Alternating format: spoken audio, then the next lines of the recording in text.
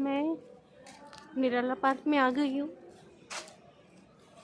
निराला park में मैं आ गई हूँ और अब मैं नीचे जीना उतर रही हूँ।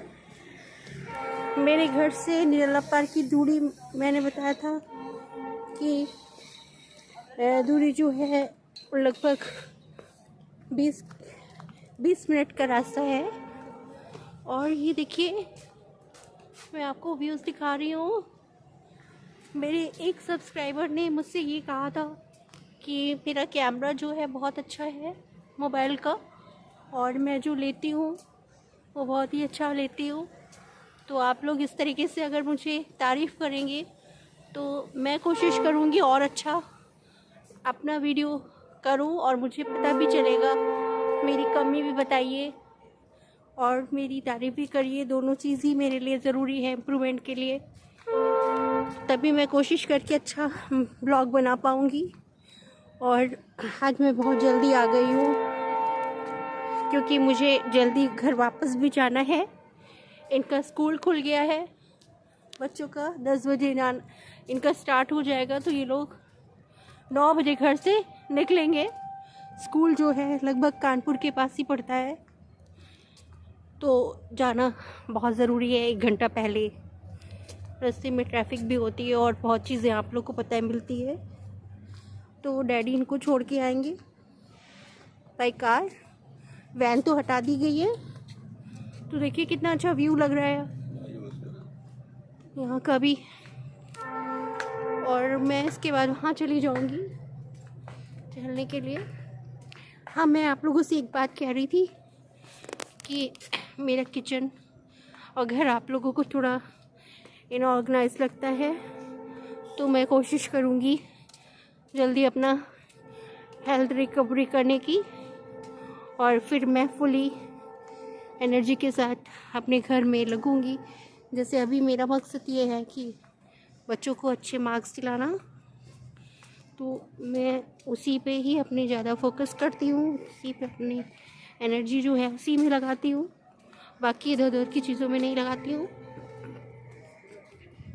तो फिर मैं आप लोगों को बता रही थी कि जो मैं ये काम जो कर रही हूँ, आप लोग मुझे आशीर्वाद दीजिए कि बच्चे मेरे लायक बने, क्योंकि आजकल के माहौल में जहाँ मोबाइल बच्चों के हाथ में है और माहौल इतना ख़राब है कि कोई बच्चा ही सही निकले, ये बड़ी बात है।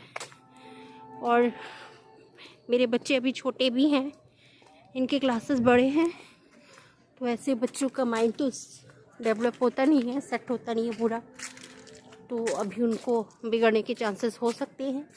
तो मैं ज़्यादातर टाइम इन पे ही स्पेंड करती हूँ, और ये लोग बन जाएंगे तो आपको भी वीडियो में अच्छा लगेगा, और मैं भी और अच्छे से फुल एनर्जी के साथ आप लोगों को मिलूँगी।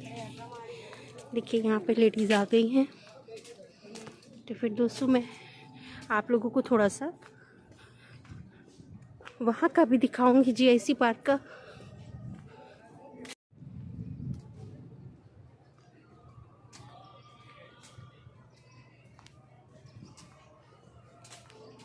बच्चे एक्सरसाइज कर रहे हैं उस साइड में,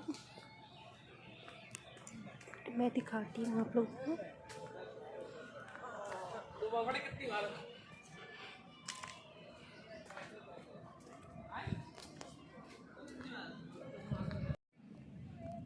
अब दोस्तों मैं आ गई हूँ जीआईसी ग्राउंड।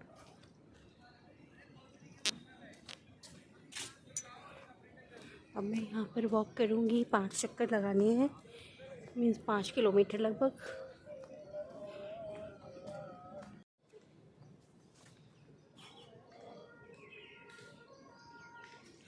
तो अब मैं निराला पार्क फिर से आ गई हूँ। यहाँ पे मैं 2 मिनट बैठूँगी, उसके बाद यहाँ से निकलूँगी, और फिर उसके बाद मुझे नाश्ता बनाना है।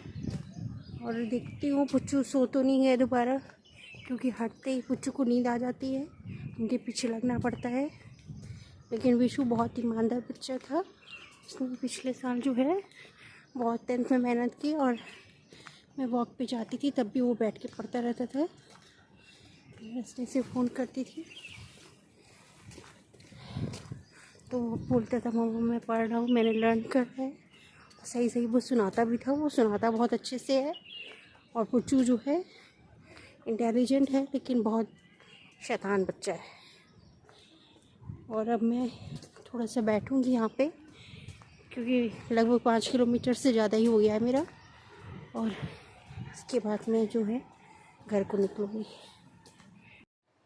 तो दोस्तों फिर मैंने वहाँ से आकर के ये पार्क से टाइम से आकर के मतलब नहा धोने के बाद ही जल्दी जल्दी मैंने नाश्ता तैयार कर लिया, इन लोगों को दे दिया। और बच्चों से कहा कि वो अपना केक भी खा ले, जो बचा हुआ रात का नाश्ता था वो भी बच्चों ने खा लिया। और मैंने ज़बरदस्ती उन लोगों को एक एक रोल पराठा बना करके दे दिया। रोल बना करके ज़बरदस्ती मुँह में ठूस आई है क्योंकि वो लोग खाना नहीं चाह रहे थे, दूसरी चीज़ें ही मतलब पसंद कर रहे थे। फिर मैंने बच्चों को समझाया कि आज भी वो जो बचा हुआ नाश्ता है रात का, वो सुबह जब तुम लोग स्कूल से लौट कर के आओगे तब खा लेना।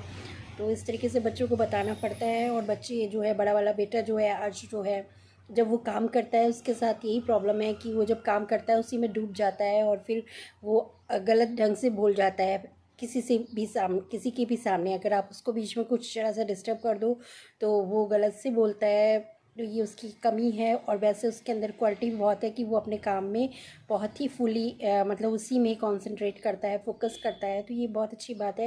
लेकिन उसको आज तो मैं माँ हूँ और इनके डैडी भी पिता होने के नाते और अच्छे ही पिता हैं वो, क्योंकि वो हम लोग जितना भी चाहते हैं जैसे भी फ़ीस दे देते हैं, बच्चों की ट्यूशन की भी फ़ीस देते हैं। ये बहुत बड़ी बात है, नहीं तो मुझे खुद से अरेंज करना पड़ता। और जहाँ तक कि मैं आप लोगों को बता रही हूँ कि मेरा ससुराल में और मेरे इनके डैडी से, बच्चों के डैडी से भी बहुत अच्छे रिश्ते नहीं रहे हैं। इसके बावजूद भी हम लोग अच्छे पेरेंट्स बनने की कोशिश 100% करते हैं। तो दोस्तों इसी भावना के साथ में मैं आप लोगों से उम्मीद करूँगी कि आप लोग भी अच्छे पेरेंट्स बनने की ही कोशिश करिए, बच्चों को परेशान मत करिए और उनकी ज़रूरतों को पूरा करिए। और यही एक माँ बाप और हम लोगों की इस प्रकृति के जो है देने के लिए यही है कि एक अच्छे मतलब नागरिक देश को और समाज को और इस धरती को दे करके जाएं। और कोई भी दुनिया में हमेशा नहीं रह सकता, लेकिन अपनी अच्छी क्वालिटी बच्चों को देनी चाहिए और अपनी बुराइयां तो नहीं बच्चों पर प्रदान करनी चाहिए। इधर उधर की बुराई मतलब रिश्तेदारों की बुराइयां नहीं करनी चाहिए, बच्चों के सामने पड़ोसियों की भी नहीं करनी चाहिए और अच्छी उनकी क्वालिटी डेवलप करने में मदद करनी चाहिए। तो दोस्तों इन्हीं भावनाओं के साथ में मैं अपने आज का ब्लॉग फिनिश करती हूँ। नमस्ते, सत श्री अकाल, अस्सलाम वालेकुम एंड बाय। अगले ब्लॉग में फिर मिलती हूँ।